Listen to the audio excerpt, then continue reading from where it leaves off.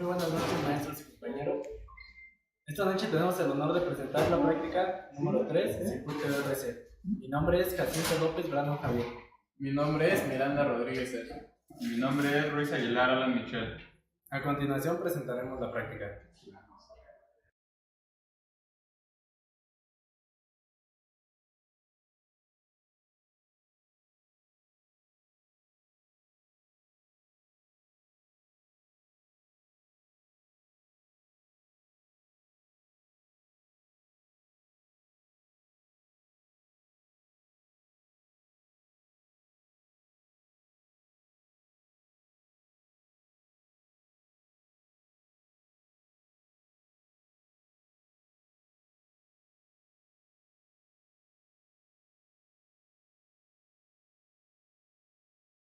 Comenzando con los conceptos teóricos de la práctica, voy a explicarles qué es un capacitor o un condensador eléctrico. Es un dispositivo pasivo utilizado en electricidad o electrónica capaz de almacenar energía sustentando un campo eléctrico. Un conductor está formado por dos superficies conductoras, generalmente placas o láminas, que están separadas por un material dieléctrico o por la permeabilidad eléctrica del vacío. Esos son algunos tipos de capacitores. Están los capacitores fijos. Estos se diferencian entre sí por el tipo dieléctrico que utilizan. Materiales comunes son la mica, plástico y cerámica. Tipos de capacitores. Están los condensadores cerámicos. Son capacitores de una de las inductancias pasivas y las pérdidas son casi nulas. La constante dieléctrica de estos elementos es muy alta, de 1000 a 10.000 veces la del aire. Algunos tipos de cerámicos permiten una alta permeabilidad y se alcanza altos valores de capacitancia en tamaños pequeños, pero tienen el inconveniente de que son muy sensibles a la temperatura y a las variables de voltaje.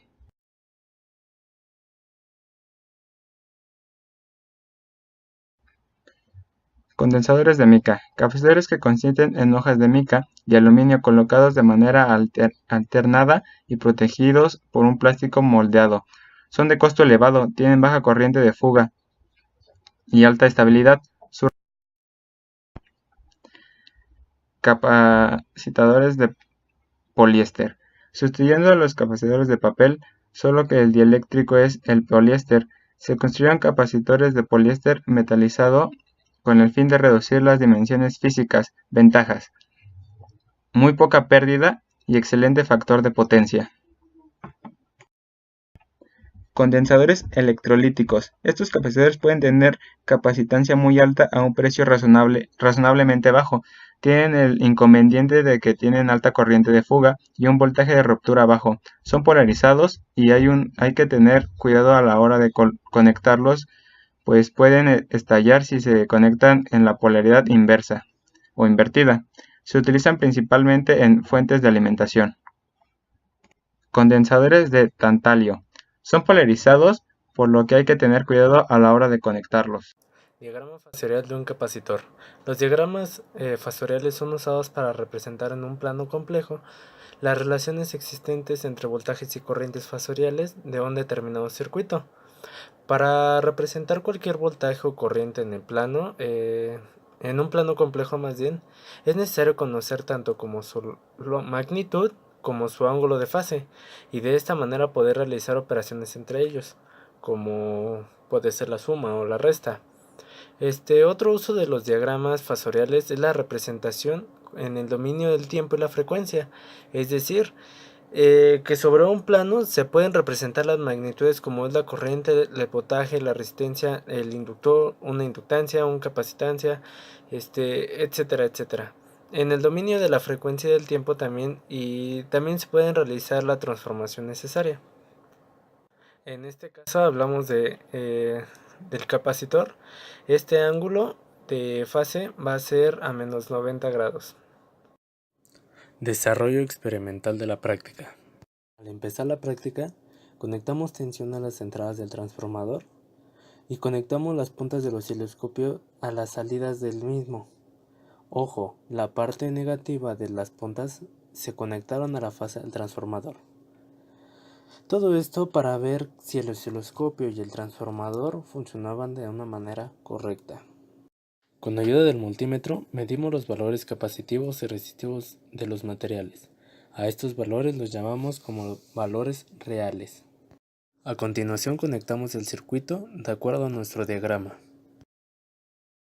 Medimos tensiones y corrientes correspondientes al capacitor y al resistor con el osciloscopio para ver la representación senoidal, y con ayuda del multímetro pudimos comprobar estos valores. Por último, determinamos el ángulo de desfasamiento de las tensiones del resistor y del capacitor respecto a la tensión.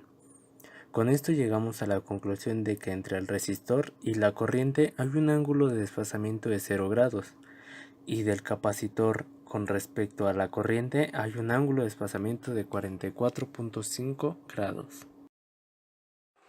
Haciendo los cálculos para el circuito de la práctica 3 de un circuito RC, nosotros tenemos aquí nuestro diagrama en el cual podemos ver que tenemos nuestra alimentación, resistencia y un capacitor, los cuales los valores vamos a tener de 12.5 volts RMS en la resistencia 335 ohms y el capacitor de 7.32 microfaradios.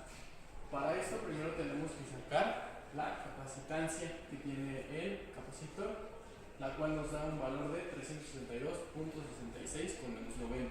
Una vez hecho esto, nosotros podemos sacar la intensidad total, ya que obtenemos el valor transformamos los RMS para poder sacar la intensidad total.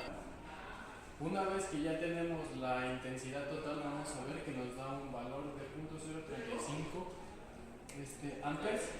Una vez que ya sacamos la intensidad total, ahora sí podemos calcular nuestras tensiones en el resistor y en el capacitor, los cuales nos van a dar un valor ya transformado a RMS de 8.47 y 9.17 en el capacitor, los cuales, como podemos ver de este lado, en nuestros valores experimentales coinciden prácticamente. En el resistor tenemos uno de 8.61 y de este lado tenemos 8.47, en el capacitor 9.13 y 9.17.